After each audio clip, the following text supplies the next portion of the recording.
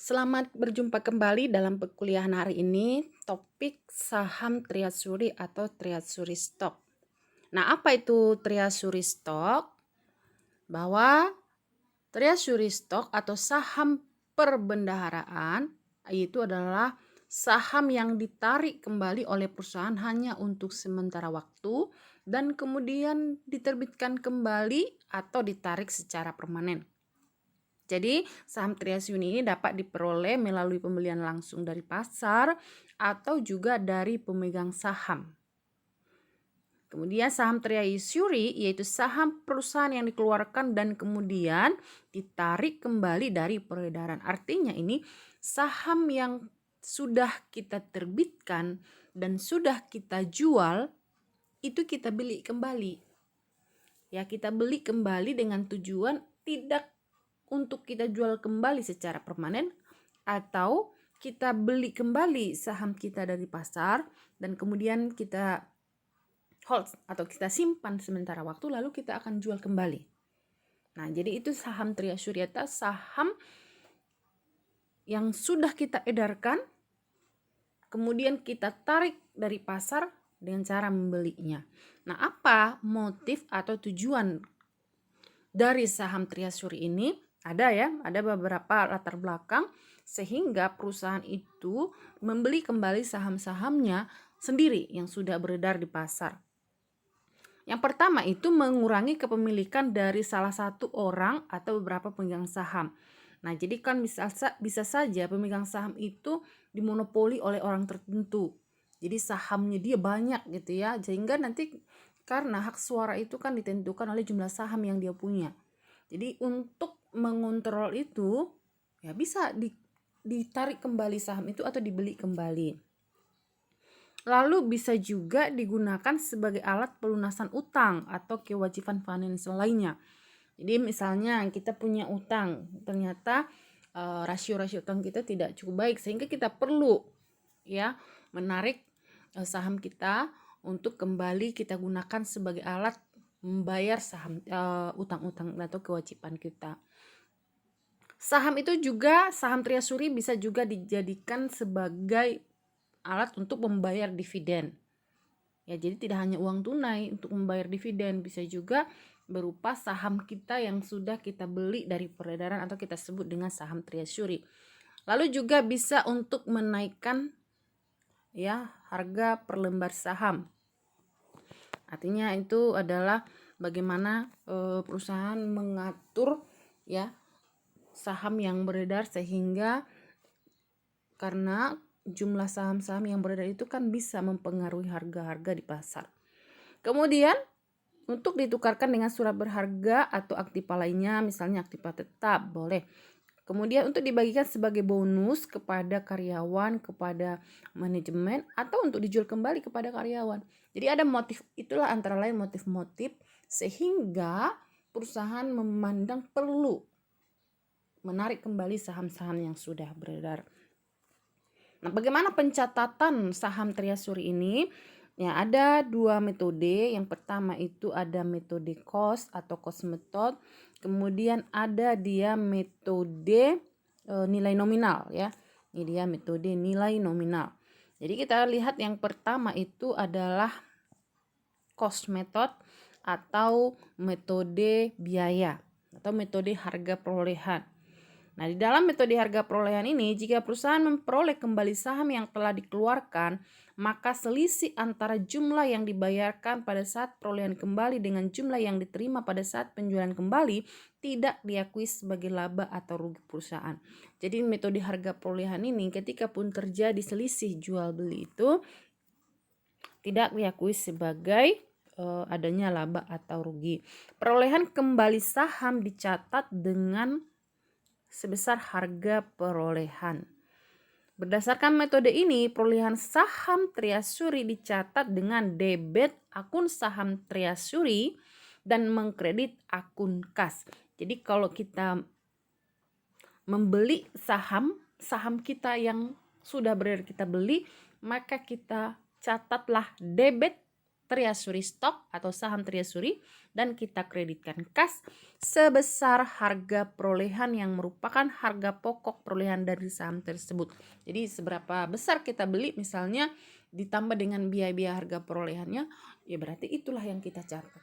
Jadi bukan sebesar nilai nominal, tapi sebesar harga pembelian saham treasury pada saat transaksi pembelian saham treasury itu.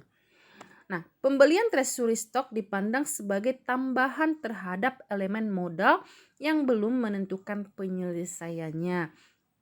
Sehingga treasury stock yang dibeli dianggap sebagai elemen modal yang negatif dan tidak didefinisikan sebagai ekuitas atau modal.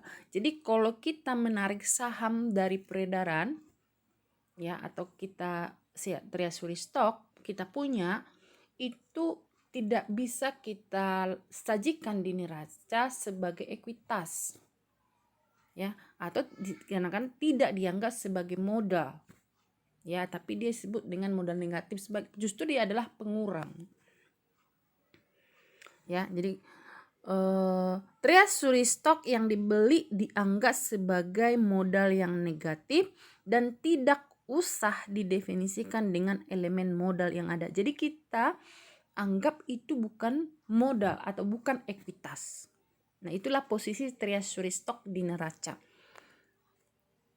Jadi treasury stock yang dibeli dicatat dalam rekening treasury stock sebesar harga perolehan kalau kita menganut metode cost. Yang kedua, jika belum dijual di dalam neraca, treasury stock mengurangi jumlah modal atau ekuitas. Jadi treasury stock itu akan mengurangi ekuitas yang ada di neraca. Yang ketiga, jika harga jual treasury stock lebih tinggi dari harga perolehannya, selisihnya dicatat dalam rekening agio saham. Jadi kalau kita jual kembali saham itu, treasury tersebut, dan kemudian ada selisih dengan harga perolehannya, maka yang kita catat itu ya selisihnya itu dicatat dalam rekening agio saham di sebelah kredit. Nah, jika harga jual treasury stock lebih rendah dari harga perolehannya, maka dikurangi itu adalah laba ditahan atau laba ditahan di sebelah debit. Dengan catatan tidak ada akun agio saham treasury. Tapi kalau sebelumnya karena kita mungkin sering bertransaksi dengan saham treasury dan ada saldo agio saham treasury di sebelah kredit, itu dulu kita kurangkan. Tapi kalau tidak ada agio saham treasury, maka kita debitkan itu adalah laba ditahan. Itu dia aturannya ya kalau kita menganut metode cost ini. Nah, kita lihat contoh.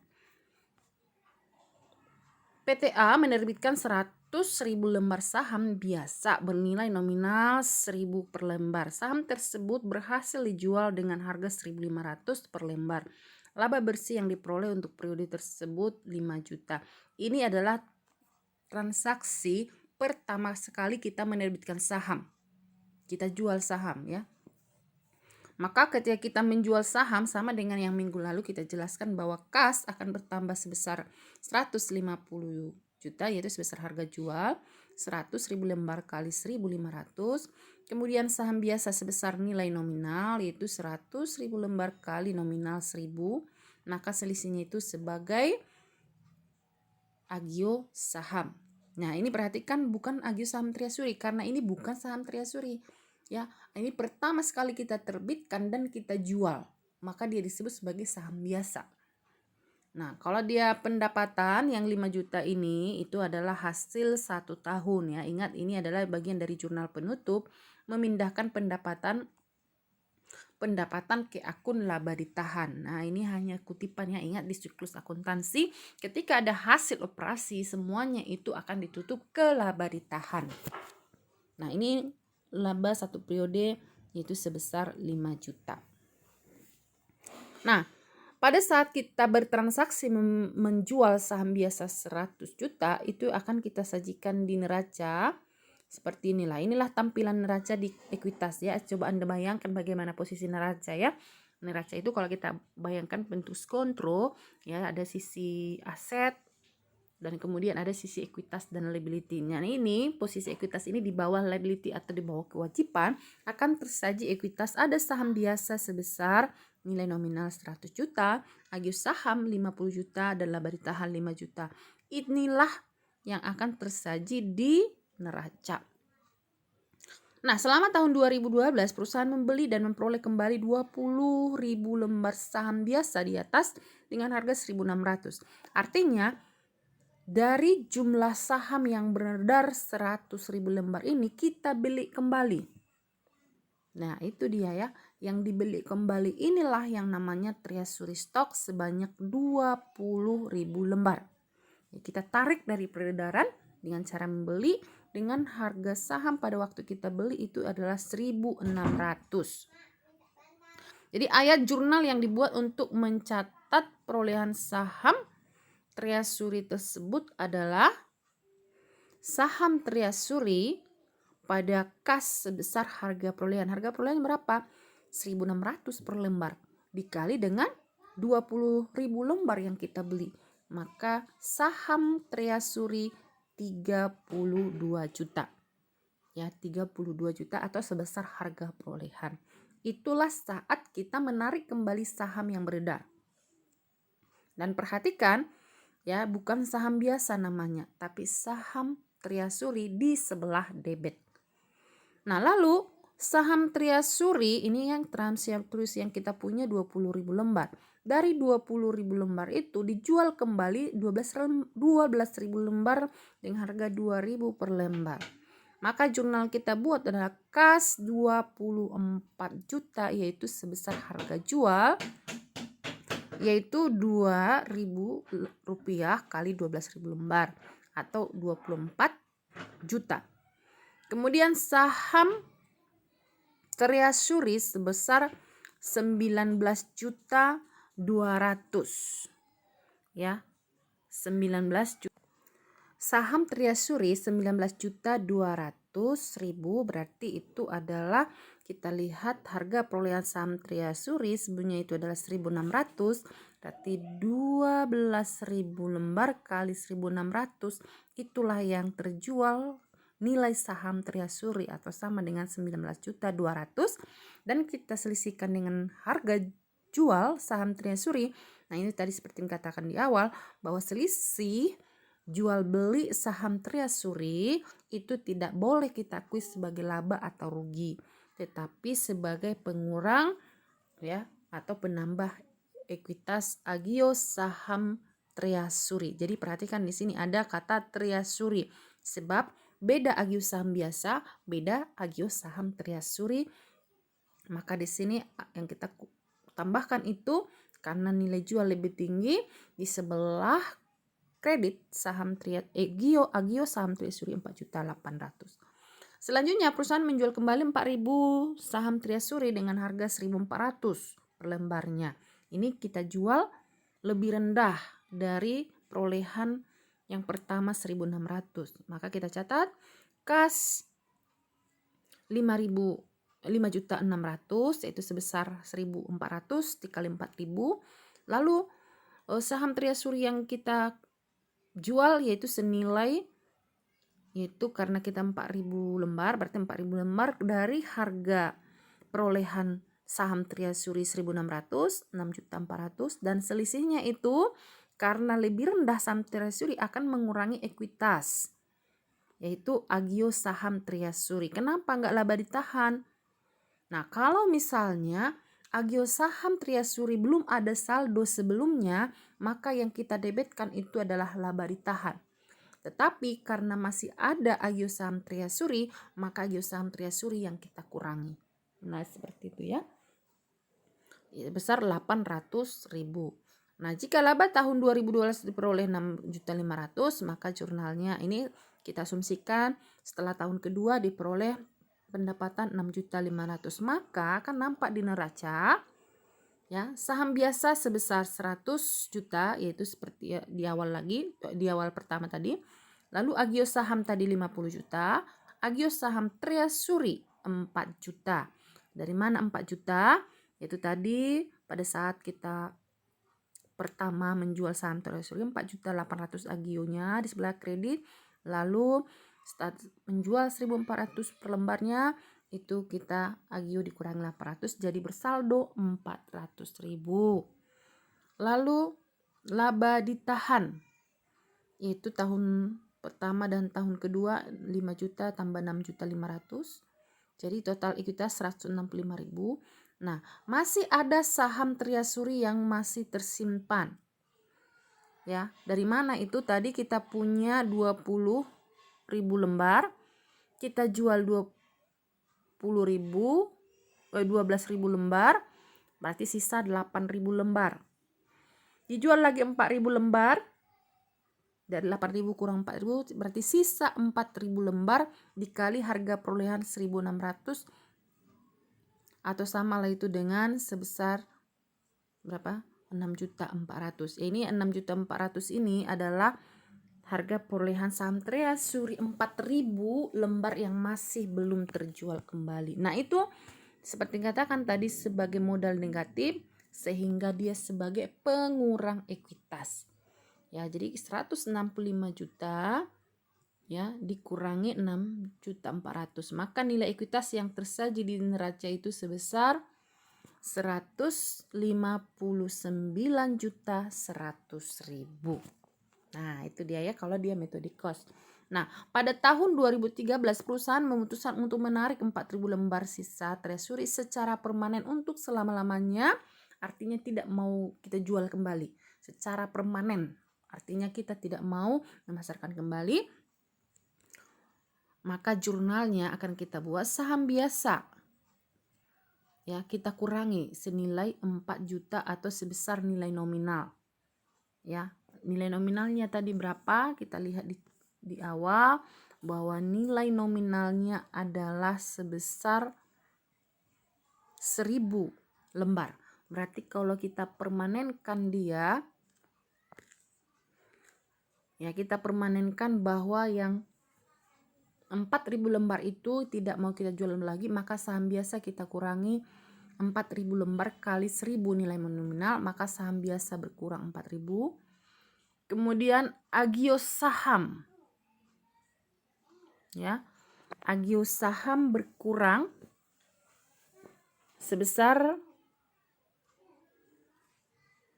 agio saham treasury berkurang sebesar 2 juta karena ada 6.400.000 yaitu pada saat perolehan, ya, saat perolehan 6.400.000 dikurangi dengan agio saham treasury 2 juta. Itu agio saham treasury dari mana? Itu adalah selisih saham treasury dikurangi dengan saham nilai nominal saham biasa, yaitu sebesar 2 juta. Ya, 2 juta. Kemudian laba ditahan 400.000. Ya. Jadi kalau kita lihat di sini agio saham dari saham treasury ini sepertinya ada kesalahan ya. Ini bukan agio saham treasury tapi agio saham biasa. Yaitu karena kita permanenkan yang 4.000 lembar, yaitu artinya bahwa kita tidak akan menjual kembali, maka tidak ada saham treasury. Jadi yang kita off-kan dari peredaran itu yaitu 4.000 lembar saham yang kita beli pertama sekali, yang kita jual pertama sekali. Maka di sini saham biasa berkurang 4.000 kali 1.000 nilai nominal. Kemudian agio sahamnya juga akan kita stopkan ya, artinya kita hitung berkurang sebesar dari 4.000 lembar saham. Agio saham pertama sekali kita beli, kalau kita lihat kan agio sahamnya 1.500 kali dikurang 1.000, maka itu kan 500 per lembar agio saham. Maka agio saham yang harus kita kurangi dari 4.000 lembar saham itu adalah 4.000 lembar dikali 500. Itu 2 juta. Ya, jadi di sini namanya ya supaya diperbaiki di catatannya agio saham biasa, bukan agio saham treasury. Nah, dan selisihnya itu bukan sebagai laba atau rugi, tapi sebagai pengurang laba ditahan karena ada kerugian lagi 400. Karena saham Triasuri kita peroleh 6.400.000. Maka selisihnya itu sebagai pengurang laba ditahan yaitu 400. Nah, itulah dia metode nilai cost atau metode biaya atau metode harga perolehan. Nah, yang kedua kita bandingkan dengan metode nilai nominal. Nah, metode nilai nominal ini disebut dengan penghentian atau retracement method. Metode ini didasarkan pada pemikiran bahwa saham Triasuri merupakan penghentian atau penarikan sebagian modal saham perusahaan yang beredar. Jadi berdasarkan metode ini, pada saat pembelian dicatat dengan debit akun modal saham. Ya, modal saham. Jadi bukan sebagai sebesar nilai nominal. Jadi bukan sebesar harga perolehan. Itu bedanya.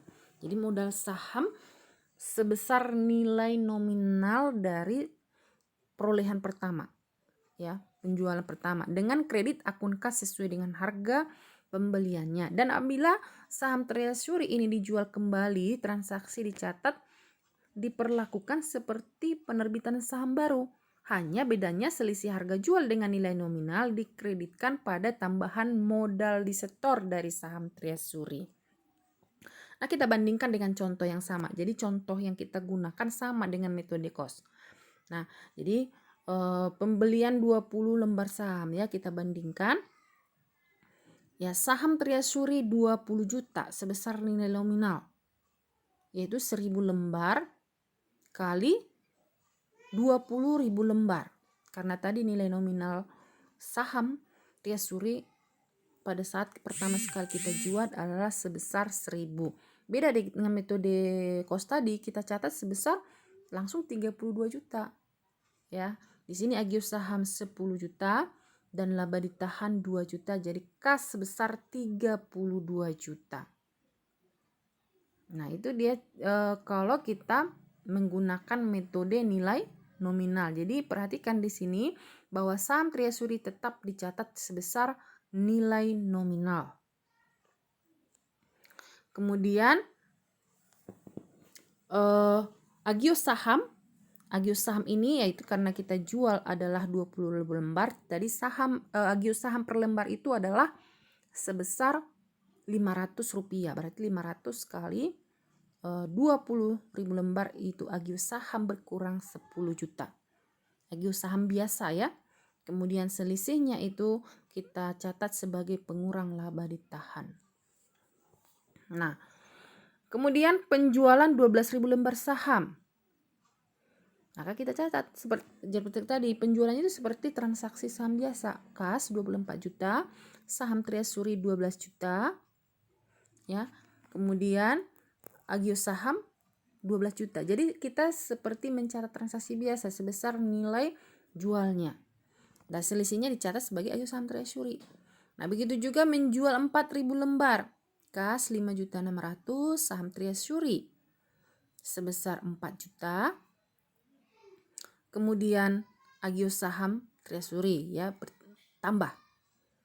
Nah, jadi kalau kita bandingkan neraca dengan metode nilai nominal, maka saham biasa sebesar 100 juta, agios saham ya perhatikan 40 juta.